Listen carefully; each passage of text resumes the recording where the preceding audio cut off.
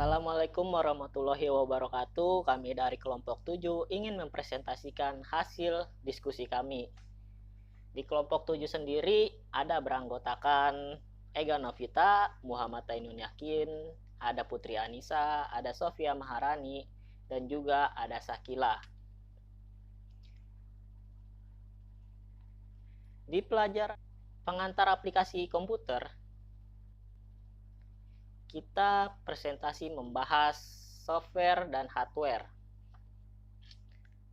Tanpa berlama-lama lagi, kita akan masuk ke materi yang pertama.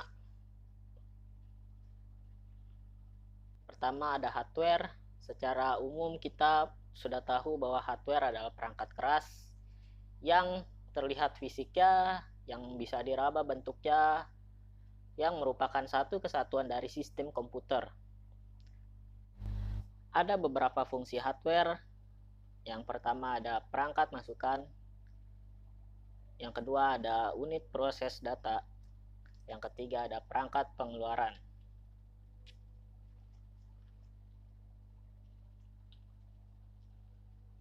Contoh perangkat masukan ada keyboard, mouse, joystick, talkpad, CD, modem, dan lain-lain. Alat yang saya sebutkan tadi berfungsi untuk memberikan perintah masukan kepada processing, memproses data, baik merupakan data teks, data foto atau audio, dan juga video.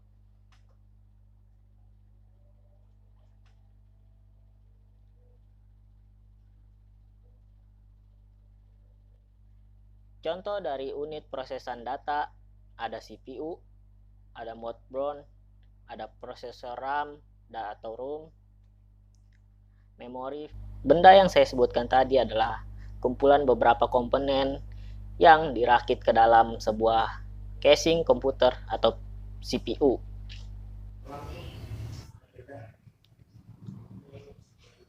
Oke, selanjutnya ada perangkat keluaran, yaitu contohnya seperti printer, speaker, monitor, proyektor, dan lain-lain.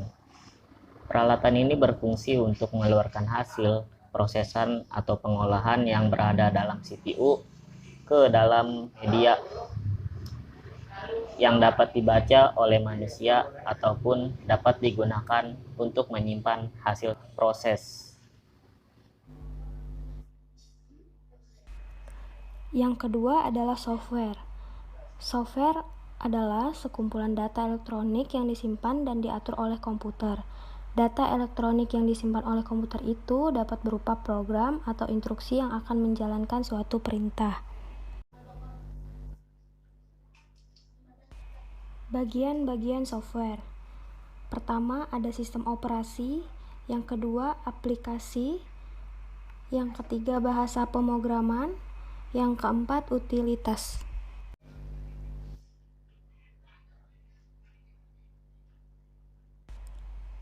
Yang pertama, sistem operasi. Sistem operasi sendiri adalah software yang bertugas untuk mengatur atau mengontrol manajemen hardware serta operasi dasar sistem, termasuk menjalankan software aplikasi seperti Office, desain grafis, multimedia.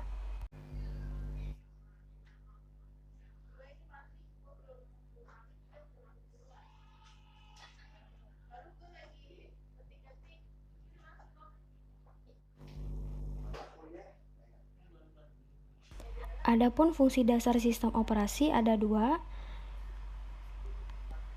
Pertama, sistem operasi sebagai extended machine atau peluasan mesin. Yang kedua, sistem operasi sebagai pengelola sumber daya. Selanjutnya, jenis sistem operasi. Di sini ada 5: DOS, Microsoft Windows, Unix, Linux, dan Mac OS. Perbedaan Windows dan Mac OS. Windows terletak pada itemnya yang friendly, banyak digunakan oleh para pengguna IT di seluruh dunia, tetapi mudah diserang virus. Sedangkan Mac OS, kinerja pembuatan desain dan musik dan film, tetapi keeksklusifan suatu paket harus mengeluarkan biaya yang banyak. Layanan sistem operasi. Yang pertama, pembuatan program, yaitu sistem operasi yang menyediakan berbagai fasilitas yang membantu programmer dalam membuat program seperti editor. Walaupun bukan bagian dari sistem operasi, tapi layanan ini diakses melalui sistem operasi. Yang kedua, eksekusi program, yaitu sistem yang harus bisa meload program ke memori dan menjalankan program tersebut. Program harus bisa menghentikan pengeksekusian baik secara normal maupun dalam keadaan error. Yang ketiga, operasi I/O, yaitu program yang sedang dijalankan kadangkala membutuhkan I/O untuk efisiensi dan keamanan. Penggunaan biasanya tidak bisa mengatur piranti I/O secara langsung. Yang keempat, komunikasi, yaitu sebuah proses memerlukan informasi dari proses yang lain. Yang kelima, manipulasi sistem berkas. Program harus membaca dan menulis berkas. Kadangkala juga harus membuat dan menghapus berkas. Bagian-bagian suatu sistem operasi: baud mekanis, kernel, command interpreter, pustaka, dan driver. Baud mekanis adalah meletakkan kernel ke dalam memori. Kernel inti dari sistem operasi. Command interpreter bertugas membaca input user. Pustaka menyediakan kumpulan fungsi dasar dan standar yang dapat dipanggil oleh aplikasi lain. Sedangkan driver berinteraksi dengan hardware eksternal sekaligus untuk mengontrol mereka.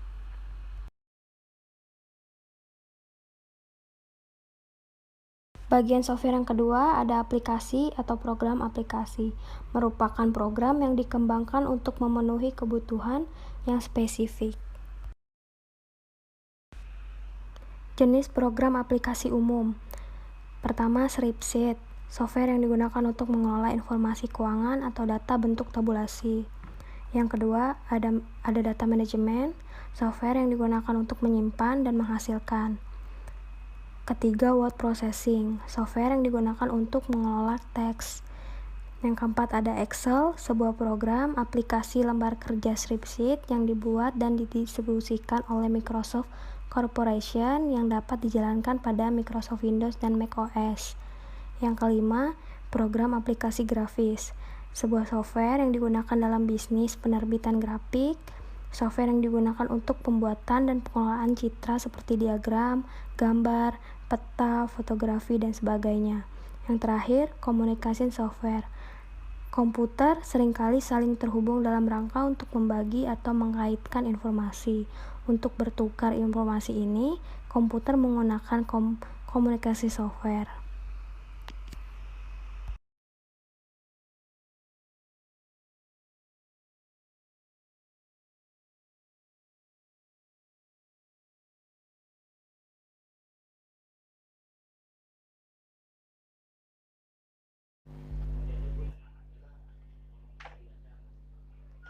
Bagian software yang terakhir ada utilitas atau utility.